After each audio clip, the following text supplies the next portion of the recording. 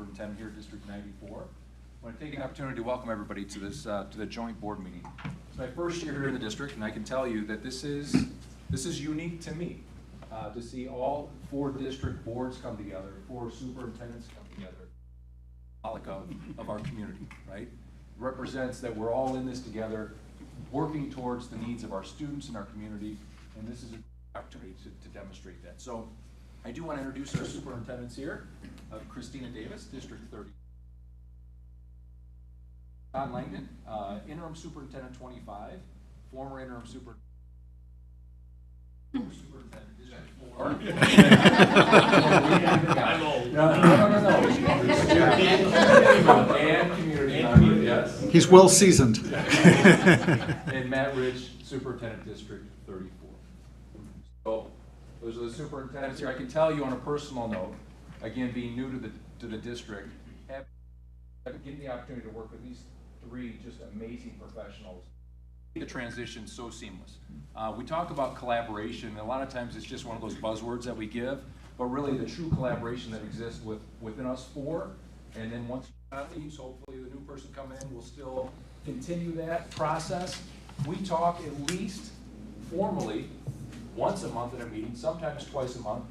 I just talked to John today to ask him a question. So we're in constant communication, and that is the key to success for all of our students and throughout our community. So with that, I'm going to turn it over to Matt to do a little icebreaker activity so we can kind of get to know each other. Housekeeping items, plenty of food and drink around, so please feel free to get up, get what you need. If you have to use the restroom, you're going to go out that door, take a right down to the district office. The restrooms are located in the district office. All right? Have a great for being here, and big thanks to Evie for putting this all together.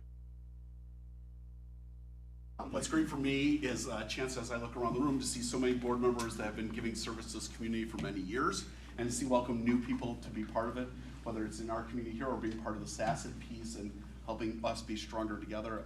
As Kurt mentioned, we really do work a lot together, and we're always looking for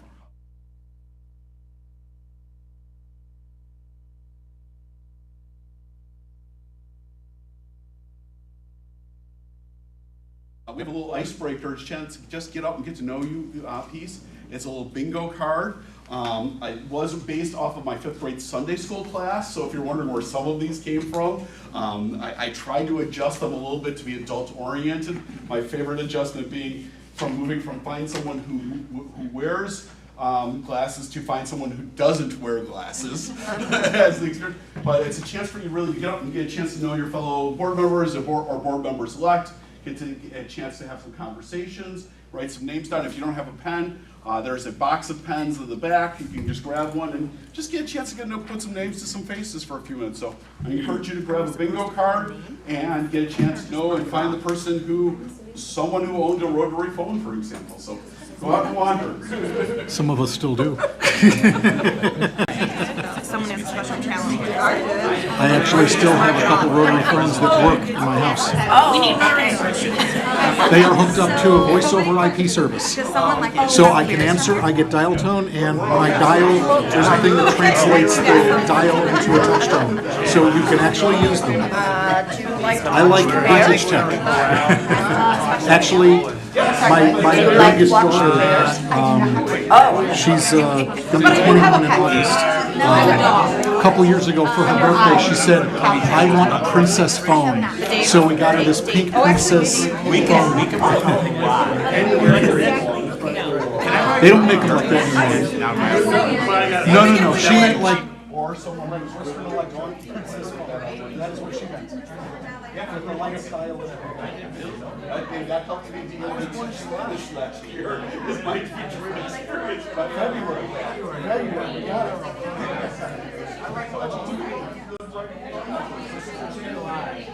Never written it down. I went to Menards. I have a 595 HD antenna. So you watch a lot of TV? Yeah. How about Svengoolie? Svengoolie? Have you looked at the 26.7? Is there a 6.7? UTV tunes.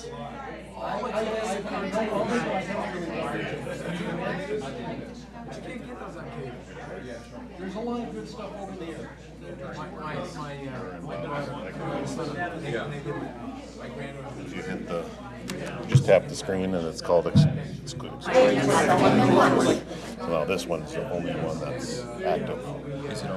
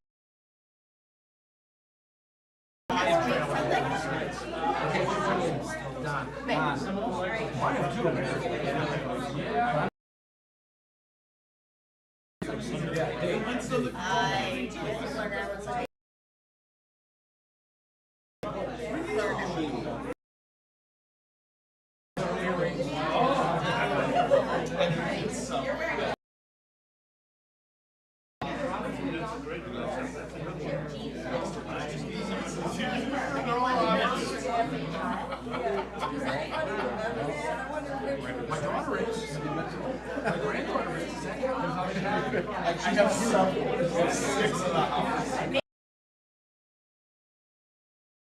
That's what the last one. Then I like, well, you didn't we are meatball. I said, forget the cover. We meatball. That works.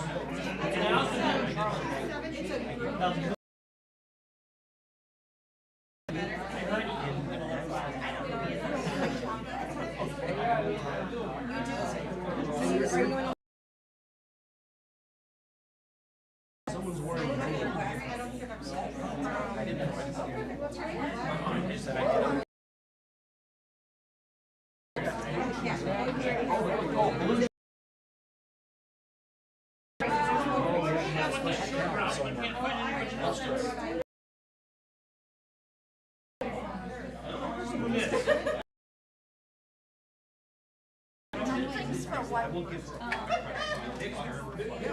I don't think there's any rules about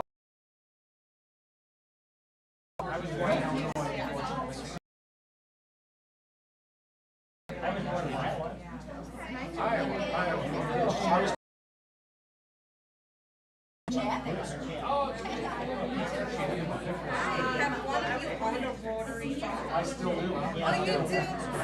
And they still work. It's not, but I kept my hearing.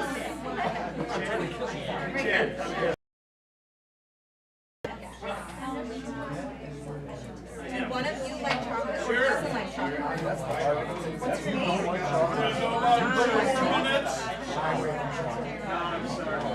Like this conversation I'm hearing, I know we're struggling for errors. Apparently we don't have any idiots in the group. Were any of you an only child? Well, I'm starting to learn piano. I'm on a piano.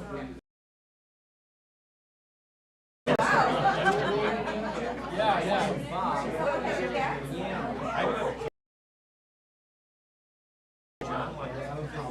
I can't do it. But I'm good for babies.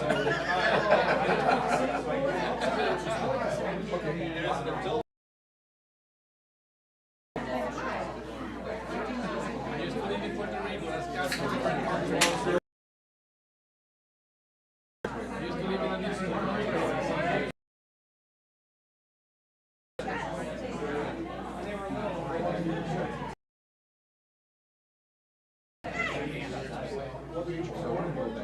Just hanging my house down there. Yeah, give it 2 hours.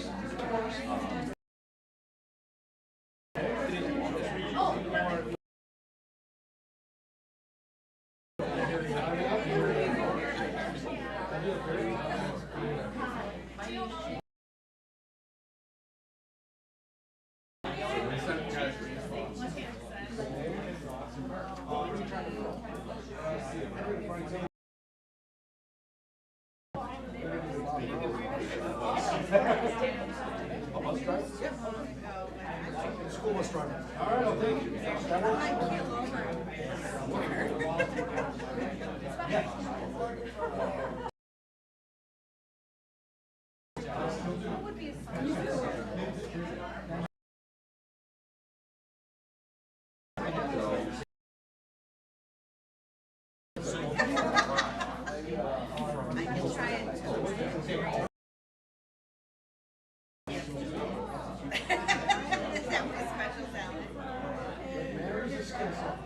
Like your first reading.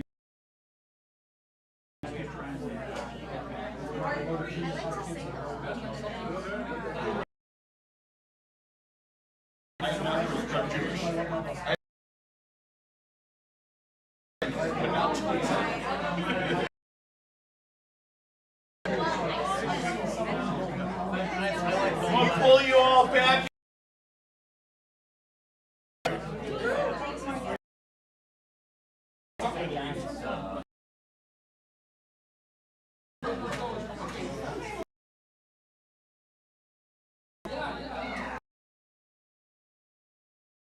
Were there any interesting things that stood out?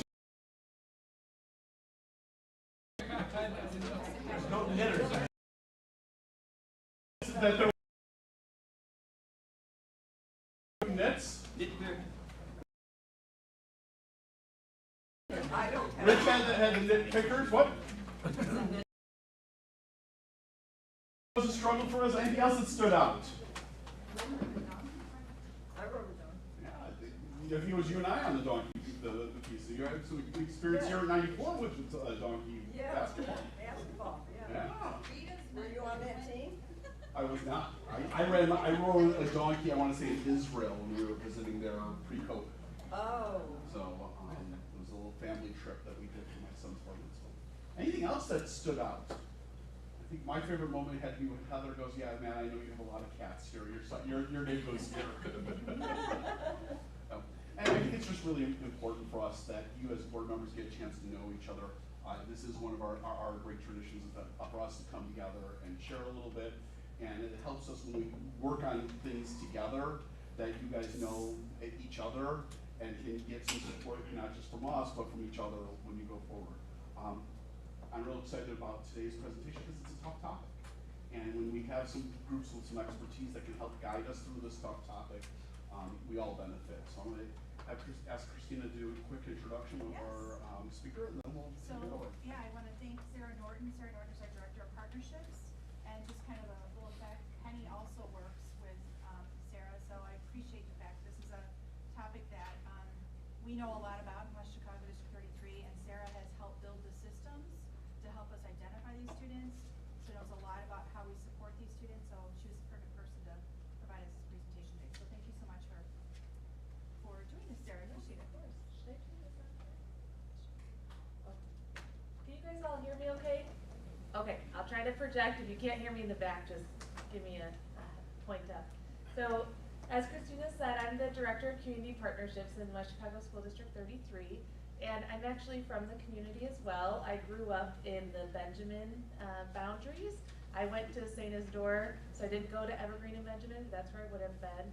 And I did come here to the high school, proud Wildcat, and graduated from there. Went to Xavier University in Cincinnati, where I got my bachelor's in social work, and then I got my master's here at University of Illinois Chicago, my master's in social work, and found my way to District 33, and now I live in West Chicago with my family. I have 3 kids. I've recently adopted a niece who's in 7th grade at Lehman, a preschooler at Pioneer Preschool, and a little 1.5-year-old as well. So that's just a little bit about me. I am the Director of Partnerships, and part of that role is we've moved McKinney-Vento Services into our department a few years ago and moved it out of student services. So we really kind of took over and found ways to better identify the need, because we knew that the need was here, that students needed support in temporary living situations, and really have exploded our population of eligible McKinney-Vento students. So today we're going to talk about an overview of McKinney-Vento and then kind of what it looks like in our district. And please, please, please stop me as I go. This doesn't have to be a formal, wait till the end for questions. If you have any questions, raise your hand and let me know. Penny, if I forget something important, you can also jump in. And this presentation was actually made by Heather Britton. She works for the ROE. She's the McKinney-Vento student advocate for DuPage County, and she gave us district liaisons the permission to adapt and use this presentation. It also meets the requirement for the Board of Education training on McKinney-Vento. So we will be all covered after this 1 hour presentation. All right, so I'm gonna get started. So first, I want you to kind of imagine what it would be like as an adult in your life if you had a transitional or unstable housing situation.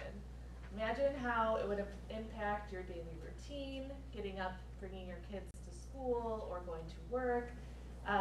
It really is disruptive for adults to go through these kinds of situations, and so you can imagine the impact it has on our kids. To be able to get them to school in the first place, and then for them also to feel kind of normal and take part in learning when they have such instability at home. So it really is our school's jobs to identify students who are in these temporary living situations or transitional living situations, because we know it really impacts their ability to learn and to even get to school at times. So some of the impacts of homelessness on youth, we know that the more moves that a kid has, it impacts their learning. So this stat here says a child who experiences homelessness is 87% more likely to drop out rather than graduate high school, 87%. So it's really, really important, like I said, that we get these children identified and get the supports in place so we can prevent that dropout rate and reduce it here in West Chicago. Some other barriers to education for homeless students. We know that there are stereotypes and lack of awareness. There's under-identification in many, many districts. The enrollment requirements, sometimes people are hesitant and don't know their rights for enrolling their child in their either their school of origin or their neighborhood school, which we will talk more about. And then obviously the emotional trauma and kind of mental health issues that it can come with being unstably housed as well.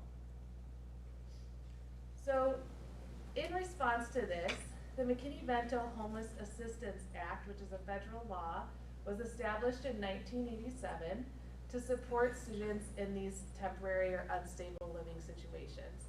And this applies to early childhood, so as early as birth to 3, all the way through seniors in high school. And so in addition to the federal law, there's also an Illinois Education of Homeless Children Act. And these two laws are very similar. The Illinois law actually goes a little bit more in depth on how the processes and policies on how we support these children. And the biggest difference between the federal law and Illinois state law is that in Illinois, parents actually have the right to choose where their children go to school, whether that's their school of origin or their school of residence. So what that means is if we have a student who lives here in West Chicago, maybe at the Main Park Apartments, and they get evicted suddenly and have to move to Aurora to go live with their aunt. In Illinois, it's the parents' choice, because they're McKinney-Vento eligible, that they can continue to finish out their school year here in West Chicago, or they can go to the school in Aurora where aunt's kids go. So that's the parent's choice. The federal law says that it's the district's choice. So the Illinois law kind of supersedes, that's what we have to follow in Illinois, is that it's the parent's choice between those two school options. So the person who gives this training from the ROE always says, if there's ever a conflict between the federal law and the state law, always go with the one that's going to support our students and families more. So some things to keep in mind. This is not black and white. These situations are all pretty much in the gray area. Sometimes you'll have a clear-cut case of, yes, this child is 100% McKinney-Vento eligible, but some instances will not be clear, and you really have to kind of, in a respectful manner, investigate a bit more, ask some guiding questions, and be comfortable in that gray area, because, like I said, there's very few clear-cut cases. So who's McKinney-Vento eligible? Students need to have fixed, regular, and adequate housing. If any of those are missing, they are McKinney-Vento eligible. we'll get further into those definitions of fixed, regular, and adequate. And this includes students who are doubled up in housing with, that's not by choice. So they're doubled up with others for financial reasons. And again, these must be handled case by case. Okay, so we'll go through some examples too to give some kind of more context to this. But who is McKinney-Vento eligible? Folks that are residing in emergency shelters, motels. They could be doubled up with friends or relatives, like we said, staying in cars, campgrounds, parks. They could be in domestic violence shelters. And then refugees, asylees, and migrant youth. A lot of them, it's not automatic that they're going to be McKinney-Vento, but the vast majority are, at least for the first year or two of them living in the U.S. because especially here in West Chicago, we work with some organizations like World Relief that resettle our refugees and asylees, and they actually are providing support for their rental payments for the first year that they're here. So even though they have a roof over their head, they still qualify as homeless under the McKinney-Vento Act. Let's see if I missed anything. So another example, just clarifying, is if there's a child staying in a motel because their parent can't afford rent, or maybe the parent can't get approved for an apartment because they don't have credit, they would be considered McKinney-Vento. If there's a student who's staying at the Ritz because their house is being remodeled, and they are staying in a hotel temporarily, they are not McKinney-Vento. And the difference is, it's kind of the guiding question is, if they weren't staying there, where could they go? With the kid in the first example who's staying at the motel, it might be their car. It might be the street. For the second example, well, we probably could rent an apartment if we're just gonna stay here for a few weeks until our house is all finished up. So that's kind of a difference as well.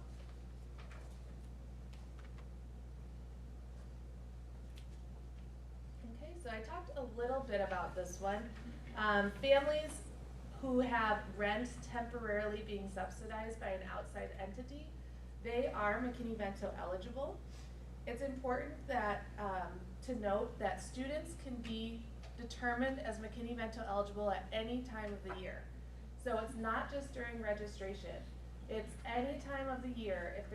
If a family cannot pay their bills for 1 month out of a 12-month year, they're McKinney-Vento for the entire school year. So let's say a family needs assistance with their mortgage from a church in February, they are still McKinney-Vento that entire school year. Even if they get back on their feet and paying on their own in March, they have that status for the school year, because the point of this law is to keep kids in school and have stability at school when things at home are a little bit unstable. I will note here too, it talks about Section 8 housing.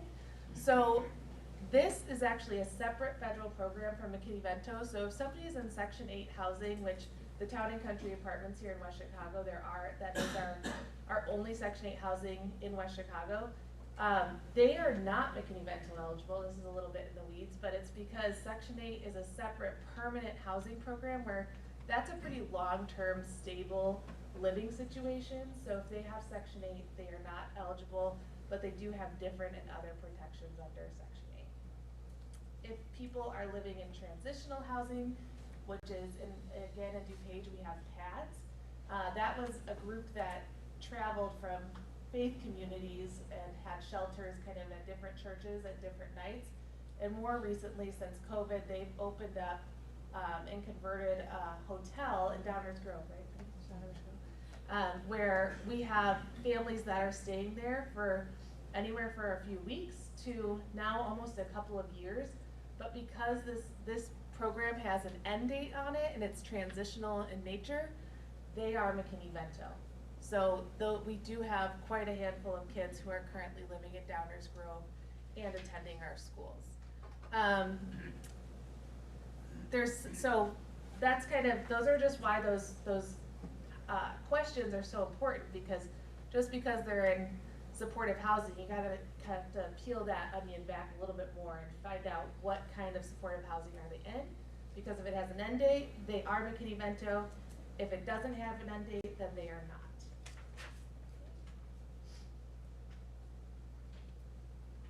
So again, this is going further about the sharing housing with others. This is a very different definition than the HUD definition, the Housing and Urban Development federal definition of homelessness, because these kids, in most cases, in our district at least, are doubled up.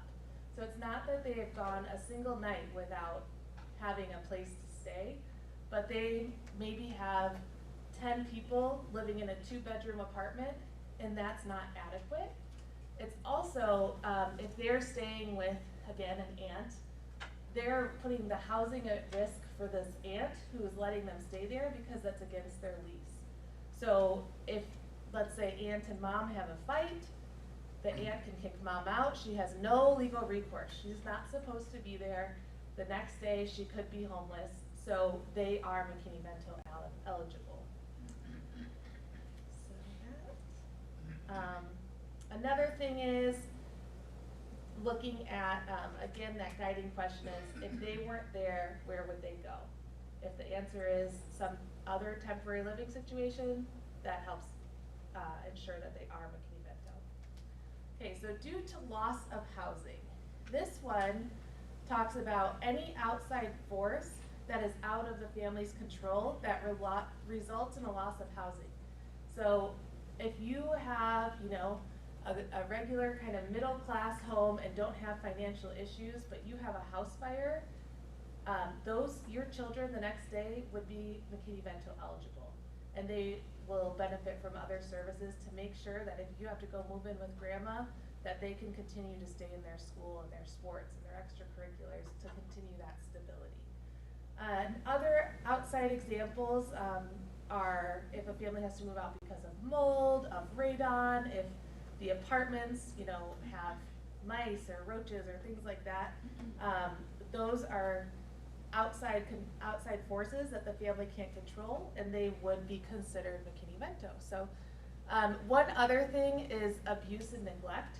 So if there is a domestic violence situation, this is why some people think that all McKinney-Vento kids are going to have financial struggles or look or act a certain way, and that's just absolutely not the case.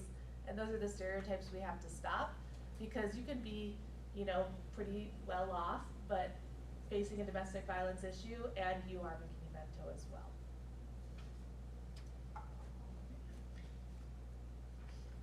I talked a little bit about this, the economic hardship. This one is just, you can't judge a book by its cover. You really should use the guiding questions and not make assumptions. Sit down and have a private conversation with the parents to really understand what their living situation is. If the family is doubled up and it's a kind of a shared agreement, like, yeah, it works really well when we all live together in this house, but they're not doing it because of financial issues, and they both have kind of purpose to be there, legal recourse, then they would not be considered McKinney-Vento. All right, adequate. This is that third piece of the fixed, adequate, and regular. Adequate, we're not saying that a family of 5 needs a 4-bedroom house for this to be adequate. What this means is, do they have the fundamental utilities? Do they have water? Do they have electricity, heat? Do they have any vermin or mold?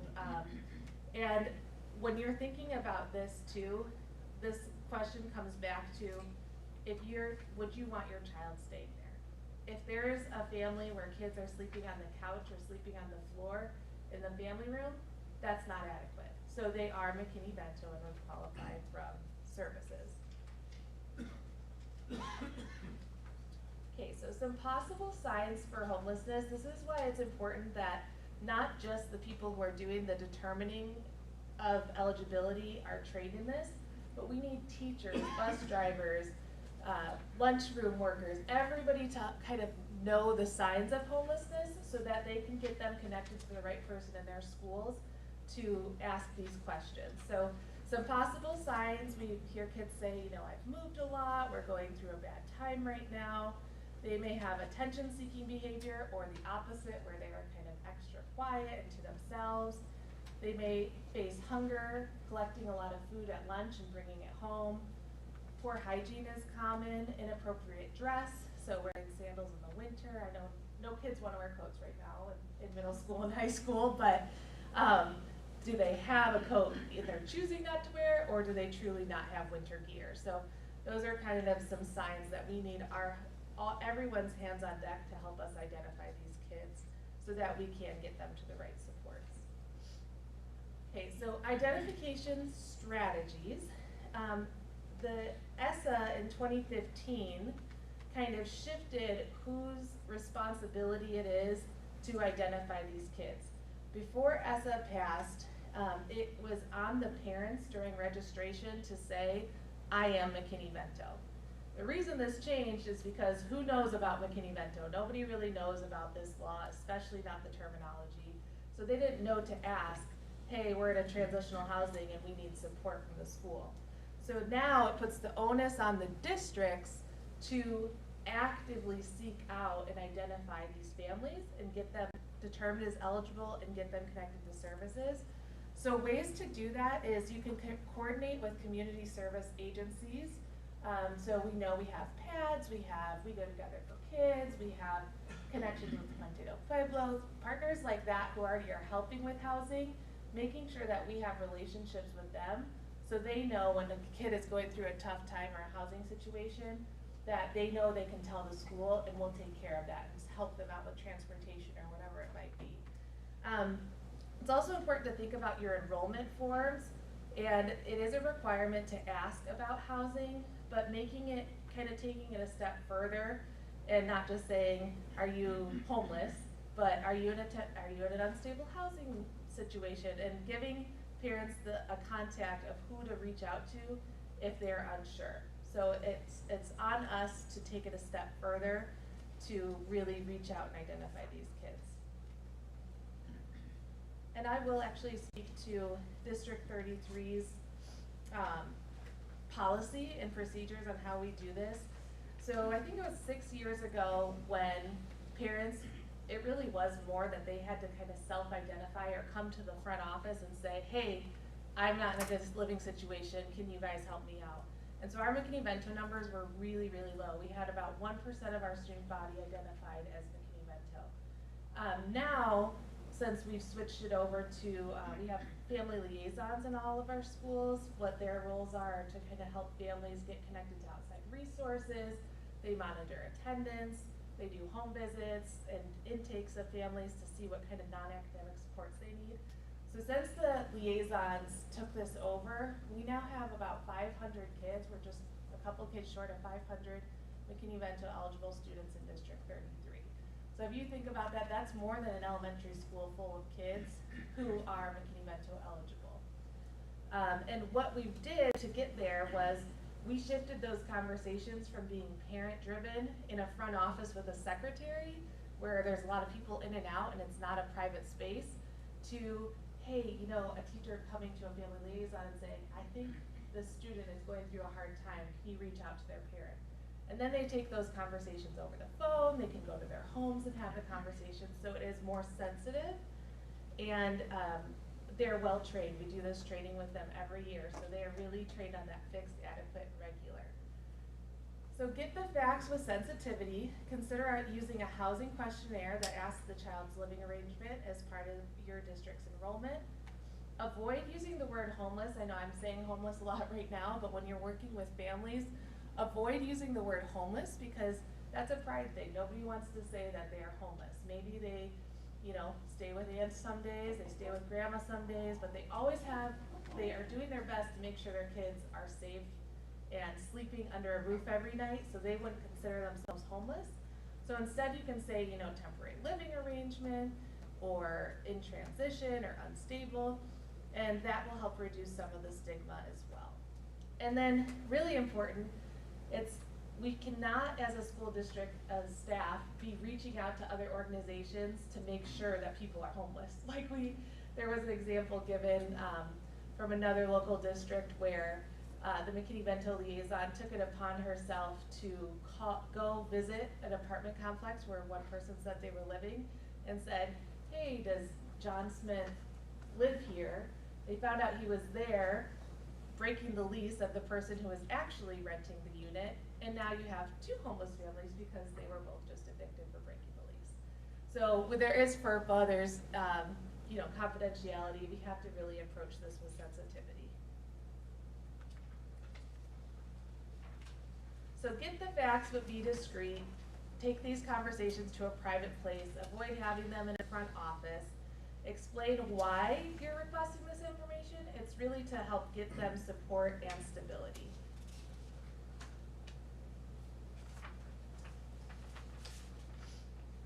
All right. So we know overall that the safest place for kids is to be in school. We don't want them to be missing out in school because of their family's living situation. So we always just need to be reasonable and quick to get the kids in school. And if we need to do a little bit more further investigation, we can do that. But let's just get them in school where they're safe, get them learning, and then kind of talk through the logistics of it. There is, I mean, if there's ever a question about a student or there's somebody showing up to the office and you're like, something just feels off about this situation, you kind of get, you know, worried about a student's safety or think they might be endangered, you can always loop in your PD or your SROs to check and see, like, hey, is this kid on a missing person list? If they have no documentation, we still need to enroll them, but then we can verify. We can make sure that they are safe. All right, so this goes into school choice from the Illinois law. Children and youth who are McKinney-Vento eligible, they get to choose, like I said, between their school of origin or their current neighborhood school, their school of residence. And this is a caregiver's choice. We want to help caregivers make an educated decision. So if we have a family that's living in Lisle and they want their 3-year-old preschooler to continue to come to West Chicago for preschool, but that means taking a 35-minute taxi ride each way, that might not be the best choice. So we can talk to the parents about the pros and cons. You know, we can help you get enrolled in Lisle and get them into an early childhood program there. Or you can have them continue coming here, but they're going to be in a, you know, a taxi service by themselves, and it's going to be over an hour commute for them every day. So we want to inform the parents and really partner with them to help make an informed decision. But if she, you know, mom says, I intend to come back to West Chicago in a month, I want them to continue here, then we have to respect that. So it is the parent's choice ultimately. Sarah? Yeah. I have a quick question. Yeah. So if you have a family that has kids, Mhm. and say the mom and the kids are living in a townhouse in Warrenville, that's owned by grandma and grandpa, and grandma and grandpa's house is in West Chicago, can they kind of be McKinney-Vento if it's just them living in that townhouse in Warrenville? It would depend. Help me out, Penny. We live in these gray areas. So it depends on where they're sleeping the majority of the nights. Are they staying in the townhouse with mom most of the nights? Then they really wouldn't be McKinney-Vento. If they're not getting support to pay that mortgage or to pay that rent, and they're really staying with mom most nights, but sleep over at grandma's twice a week because it's convenient for their work schedule, that wouldn't be McKinney-Vento. But yeah, if that townhouse was shared and they have to couch surf kind of between the two houses, that would be McKinney-Vento. So we'd have to ask more questions in that situation. We obviously want to try to avoid parents, you know, not being truthful and trying to be in certain boundaries just to get the benefits from that school. Those cases are very far and few and far between. They're not very common here. But we do have a process if we feel like somebody's being untruthful, and I'll talk about that dispute process and what that looks like. So the purpose of this, again, is to provide continuity in education when everything else is unstable. We know that every school move, even if you were to go from Turner School to Wegner School, both West Chicago elementary schools, very similar, you know, processes and environments for kids. But every time a student moves, they lose about 3 months of their learning. So if you can imagine, if you're house hopping and always staying somewhere else, and you also change schools every time that happened, you're basically lost a whole year, and these kids are just getting further and further behind, contributing to that dropout rate. So So that's why it's so important that we're providing these supports.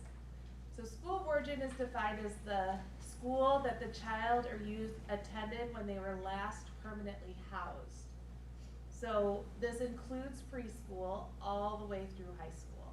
So the last time they were permanently housed, that's their school of origin. Students can stay in their school of origin the entire time that they're McKinney-Vento eligible. There used to be a very common misperception that McKinney-Vento eligibility only lasted for 1 school year. But if they are unstably housed in Aurora this year, and we call them up over summer and say, hey, how's it going? What's the housing situation? Oh, I'm still stuck at my mom's house. I can't get my own place yet. And we're gonna be here for a while longer. They're still gonna be McKinney-Vento eligible the next year. So it really is on the district to call and check up on those living situations, because they can continue to attend West Chicago if they are in Aurora, because that's their school of origin. Okay, so then the other school, school of residence, this is their other choice. They can enroll at wherever they're living, and that would be their school of residence. So if a student is staying in their car, again, this is really in the weeds, it's where are you parking at night? If they are parking in the same place, in the same town, they could potentially attend the school of wherever they're sleeping. That would be the parent's choice for the school of residence. Most people want to keep to the school of origin for obvious reasons of continuity for their kids. Yeah. So, if D33 was their school choice for school of residence, and then they move again, so if they were, let's say they're from Aurora is their school of origin, they move to D33, West Chicago, and then they move again to like maybe Pat's and Downers Grove. D33 would no longer be an eligible school for them? Correct, They could because either that would go be back their to school of Aurora residence, or yes. Downers Grove. Okay. And I think with the homeless shelter, we could probably be a little bit more flexible. I don't think they'd have to move to Downers Grove, but that technically with their choices would be their school of origin, their last permanently housed, where they were last permanently housed, or where they're staying now. Now, if you enroll them though, do you become the school of origin then at that point? That's a good question. Yeah. This is where it gets Yes, tricky. yes, and And- whenever I get to this level of complexity, I call Heather Britton from the ROE, and she encourages us to do that. And sometimes she has to bring it up to her person at the state that she checks in with, because it's just so complex. And the what ifs really do happen. Like, you really do get in these situations, you're like, I don't know if they're supposed to be here, or if they should go somewhere else. So I always consult with her, and she gives really great guidance that way too. Okay, so it's really important that we do immediately enroll these children, because again, schools are the safest place for kids to be. So immediate really means within 1 or 2 days of them showing up. It doesn't mean like, oh, we gotta set up transportation, we can't get you started till next week.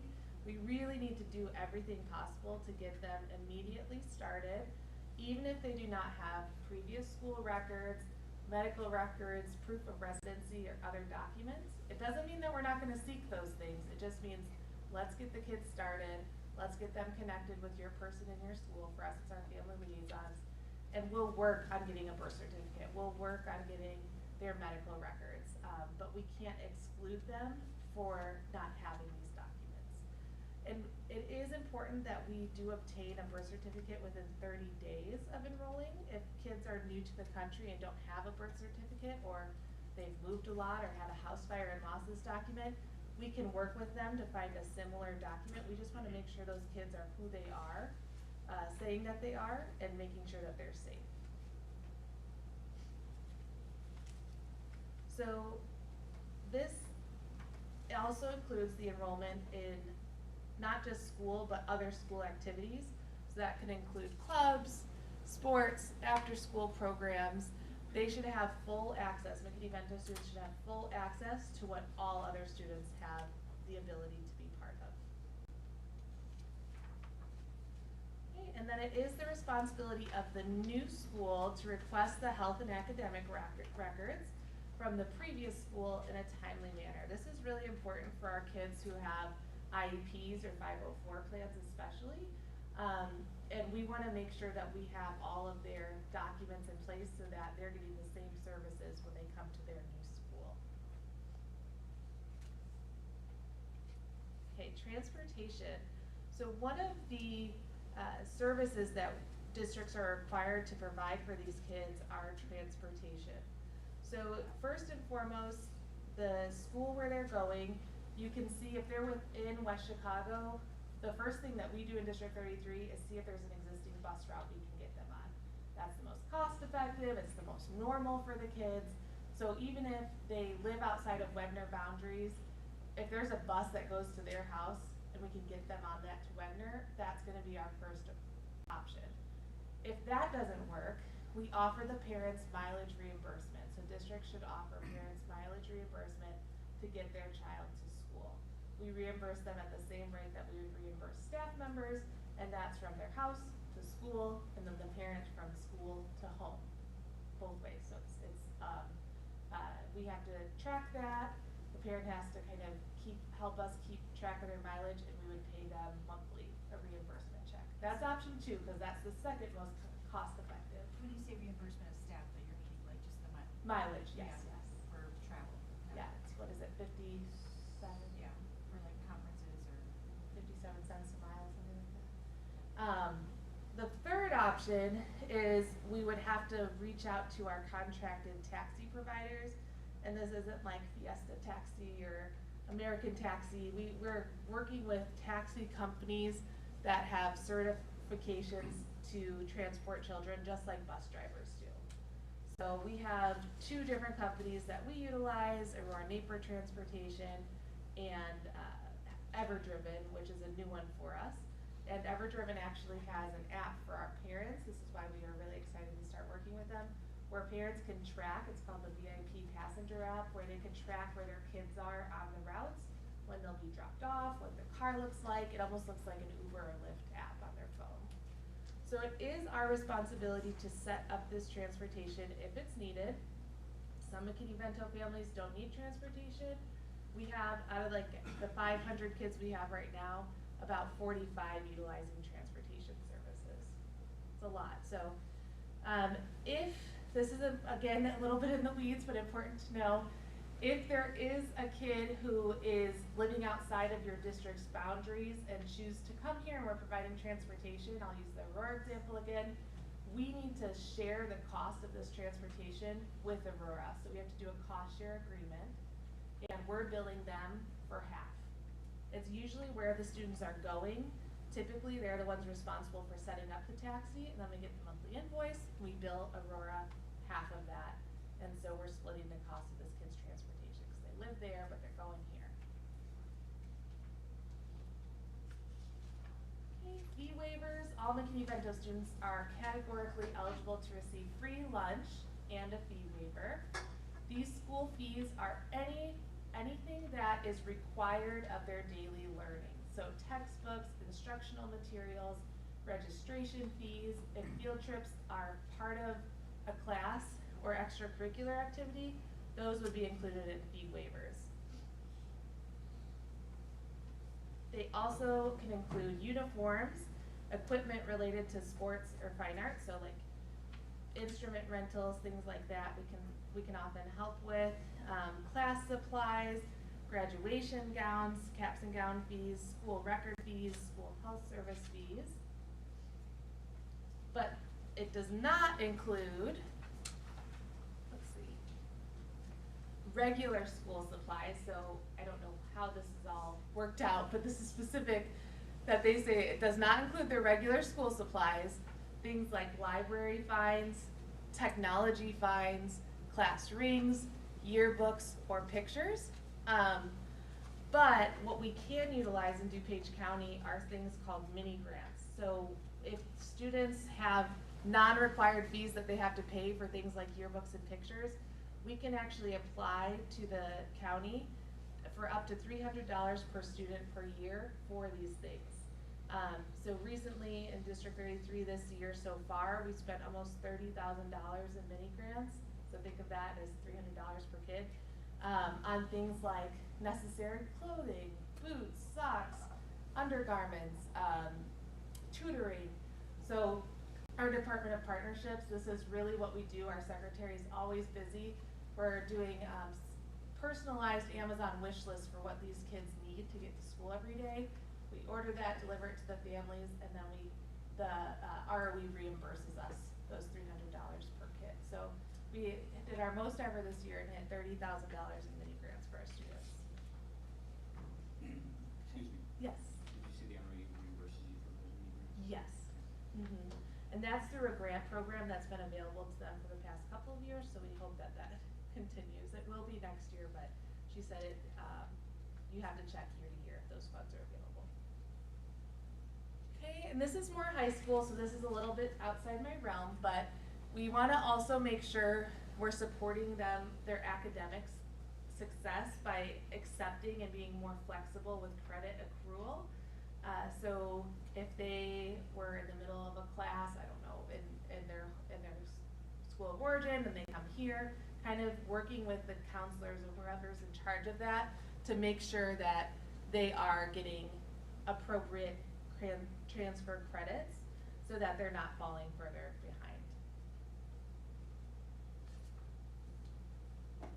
Okay, so Title I, if you're a Title I school, which in District 33 we do receive Title I funds, there is a requirement that you have McKinney-Vento set aside dollars to help with other costs and expenses.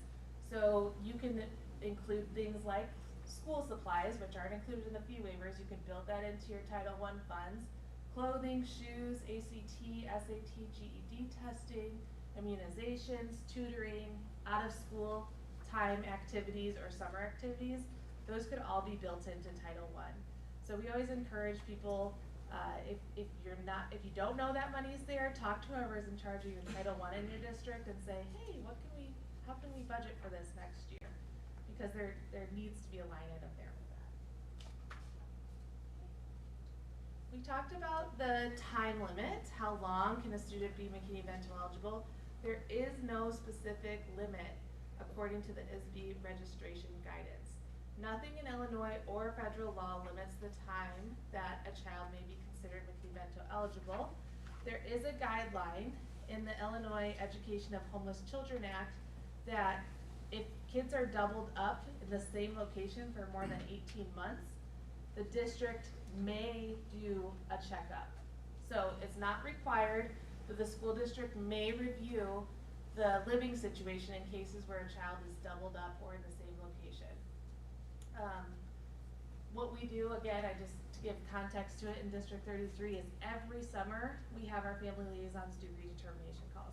Take the list of the 500 kids, and we're making personal phone calls and checking in on their living situation. If we don't hear from them, we're not going to mark them eligible until we can talk to them.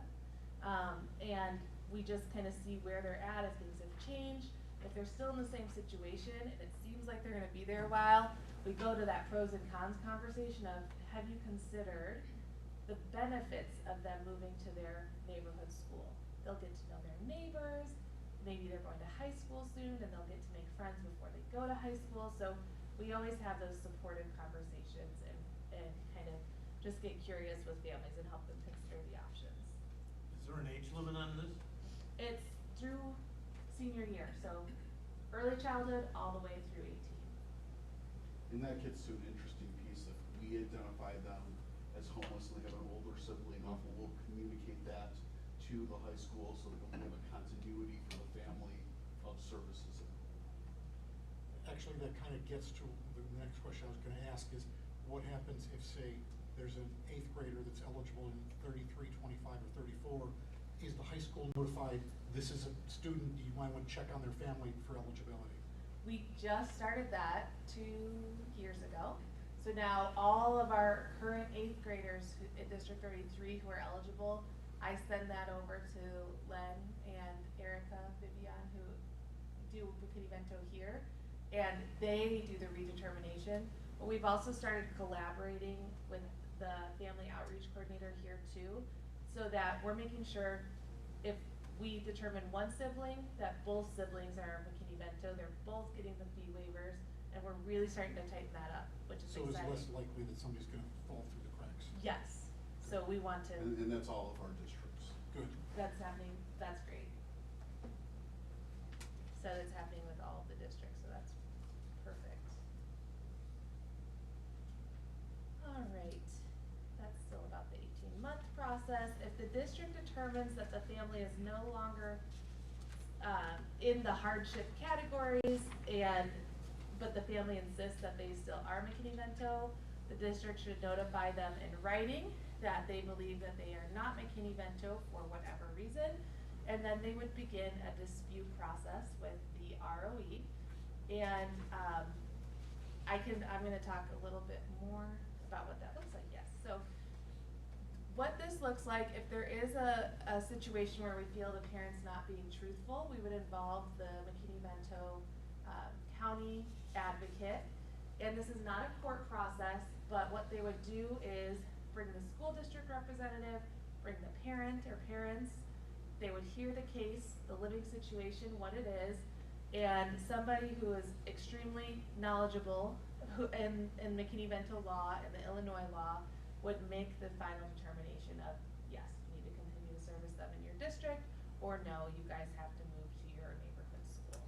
So that's what this dispute resolution looks like. I have not had that. We haven't gone through that yet in our district, so it'll be interesting to see what that would actually play out as. Okay, so this just reviews that this is for preschool children, birth to 3 children, any early childhood program that receives federal funding. This could be our Head Starts like Educare. They also identify people as McKinney-Vento because they receive federal funding. The same rules apply for them. So this just kind of talks about preschool for all, preschool expansion, any initiatives, the birth to 3 initiatives, things like that all qualify. Okay, so another thing that's more common, not in our elementary schools, but at the high school level, is having unaccompanied youth. So children that may be teenagers that might be kicked out of their houses or locked out of their houses because the parents are upset or don't agree with some of their choices, they would be considered unaccompanied youth, and they have all the same rights as McKinney-Vento students.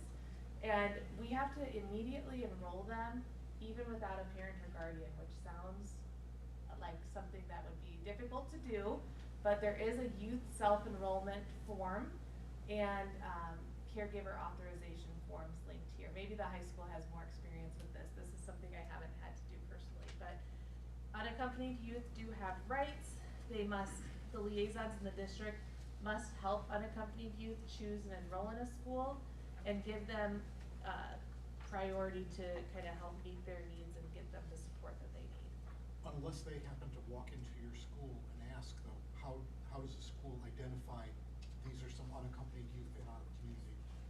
I think either self-identification or people being trained and looking for those signs. Like maybe they're couch surfing, maybe they stay with different friends every night of the week. That's why it's important that teachers have this training and social workers and counselors and people who are interacting with the kids, because we have to look for those signs. Because that could slip through the cracks. Those ones probably do. Occasionally we get calls from the police saying, do you know about this kid? Have you seen those things? Also, often from the neighborhoods will be informed if somebody's kind of wandering. Unaccompanied youth, so just remembering that they have rights to privacy, where their location does not need to be shared with parents or legal guardians. There should be a conversation with the school and the student regarding this part of their school record. And again, we just have to remove the barriers to get them enrolled, and we can follow up with more questions after they have already started school. Okay, so what about our kids who are in the foster care system? So again, just like McKinney-Vento's its own program, Section 8's its own program, foster care and youth in care are also their own separate program. So each district should have a foster and youth in care liaison as well. And there could be a whole other training like this on foster care and youth in care. I happen to also be that for District 33. So this is a little bit different, but same principle of, we wanna make sure the kids aren't changing schools every time they change foster homes. So that often has similar conversations about school of origin, transportation, and similar rights as well. Okay, guardian versus custody. So a caregiver does not need to have legal guardianship to enroll a student if they are McKinney-Vento. We cannot require as districts that they have legal guardianship. All we can require is that they have legal custody and that that person's the one housing them. They can enroll the student in school. Okay, this just further discusses guardianship versus custody. It does not, again, mean court-ordered guardianship. If the pupil lives with an adult who has accepted responsibility for the pupil and provides fixed nighttime abode for the pupil is a resident of the district in which that adult lives, as long as the pupil is not living with the adult solely to access educational programs of the district. Okay. Another program, IDEA, for students with special needs and McKinney-Vento. It's possible that a kid has an IEP or can benefit from those programs, and then also from McKinney-Vento. Again, neither one of these, IDEA or McKinney-Vento, they don't outweigh each other. They benefit from both kind of programs, and the school district must provide appropriate services immediately based on the existing IEP when kids are moving schools. Okay, so, yeah. I'm sorry. No, go ahead, please. No, but. So you have to, for McKinney-Vento students who also have IEPs, you wanna implement procedures to expedite evaluations, make sure that everybody understands the McKinney-Vento rights of kids who have disabilities, and then, I'm not sure about the ensure the IDEA Part B and C, that's more of our student services friends, just making sure that we're working together to give the students every support that they need. Okay, another requirement of this law is that we have McKinney-Vento liaisons that I've been referring to. So every district must designate a McKinney-Vento liaison, and these are some of their duties. They have to include preschool and unaccompanied youth to enroll and have equal opportunities to succeed in school.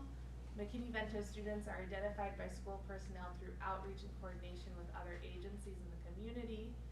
The identification should be part of a needs assessment and school improvement plans, and public notice of McKinney-Vento rights are disseminated in locations frequented by parents and guardians and unaccompanied youth that is understandable to them.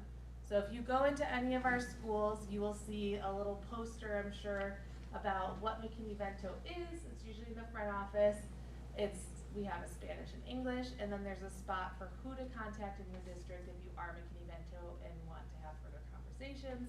So we have to have things like that. We have to put it in newsletters once a year, at least. It has to be included in our enrollment forms so that it's not on the parents to figure it out, but we're offering some opportunities for education and awareness. Is the high school doing that as well? Yes. Yes. Okay, so who to contact in your district. This is from the, I hope this is accurate because I pulled it from the ISB website, okay. District 33, it's myself, but also Penny Munoz and Tiffany Posey are kind of on our admin team that handle all McKinney-Vento students. At D94, it's Len Egan from Student Services, but also Erica Bibia, is that how you say it? She's a social worker who helps support the family liaison the McKinney-Vento redetermination. Benjamin, we have Dr. Julie Salomon, yeah. And Winfield is Shona Day. All right, so what do our numbers look like here in West Chicago? This is based on the Illinois report card from last school year. In District 33, 9.5% of our students were McKinney-Vento eligible. D94 was 5.3% of our students. Winfield and Benjamin, it said data unavailable, so I don't know if there's like a threshold of how many you have to have. That's what I figured. That's kind of how it is with other enrollment data for students that you have to have a certain amount for it to be included on You the have to have report. more than 10 students to cross that line. Okay, more than 10 students across that line. Do you know by chance how many? This year we may cross that line. Okay, And we are above that mark. okay, so next year I when don't you know have. what it was last year, but we are above that. Okay, and the Illinois state average, just to give us a comparison of where we're at, is 2.6%. So it's higher in CPS and Chicago Public Schools. It's very much in rural areas. These things go much more under-identified, so I think we're doing a pretty good job. We're moving in the right direction. Some people ask, are we over-identifying because our numbers have grown so significantly in 6 years? And my answer is no, the need has been there. We're just finally getting good at identifying it and getting the students the rights and the supports that they need. Okay, so higher education. What do we do with our McKinney-Vento students who are juniors and seniors? We do need to provide individualized counseling, just like all students get here, making sure that they're ready for college. There's a whole host of scholarships that are available just for McKinney-Vento students. So helping those students with FAFSA, because if they're not living with their parents or their parents don't have income, we need to have somebody at the school helping with their FAFSA applications, and then also helping them get access to the scholarships for McKinney-Vento students.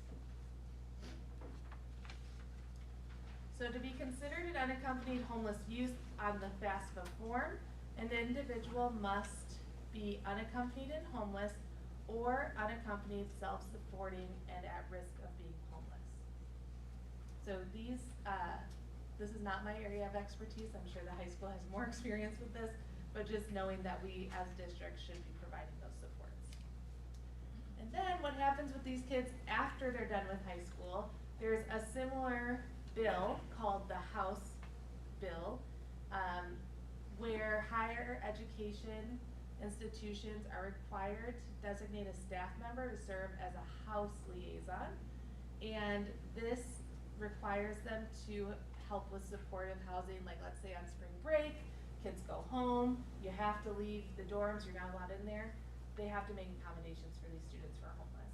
So there's a similar program for colleges and universities. Okay, some local resources. We have a wealth of resources in West Chicago. We're very lucky for that. But in DuPage County, a newer resource is 211. If you don't know where to start and you're not a helping professional, 211 is a great starting point. You can call, you can text, you can visit their website, and you can say where you live, what you're looking for. It's a 24-hour line. They have Spanish and English speakers, and you can get interpreters in other languages. And it's at least a starting point. You'll leave with 5, I need access to a food pantry. You'll leave with 5 or 6 referrals in your area, and they'll help you get connected to care. It's a really good starting point for people. And then national resources for McKinney-Vento, the ISB website has a whole host of things. There's a section for parents and guardians, there's a section for school officials, and the best one I think is the Schoolhouse Connection website. They have a frequently asked questions page, and they have attorneys who are answering school districts' questions, and they have monthly webinars. And so usually I'll start there before calling the ROE to see if somebody's asked this question or not, because there are a lot of interesting situations that we face. That's all I have for the training portion. I'm open to all questions that folks have. Yes. The federal versions of these, is that under HUD or Department of Education or some other agency? What's that? I'm sorry. The federal version, you mentioned the federal version, is the federal versions of these, are they under HUD or Department of Education or some other agency? I know it's not under HUD. I believe it's under the Department of Education, but I'd have to double check that. Okay. And then, Rich, the requirements for the Title I currently are housed in the Department of Education. and then you referenced LEE. That's LEA, it's the Lead Educational Agency. So that's like the school district. Or, yeah. What is it, LEA? LEA, Lead Educational Agency. Local education agency. Thank you.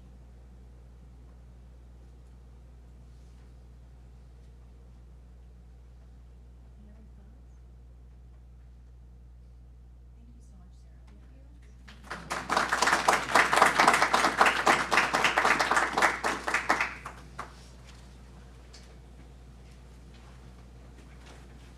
right, thank you very much for your presentation. At this point, looking for a motion to adjourn, please state your name if you're going to make a motion. Move to adjourn. Heather Armstrong. Is there a second? State your name. All right, we're moving to second to adjourn. All those in favor? Aye. Any opposed? All right. Thank you for a wonderful meeting. This is very informative.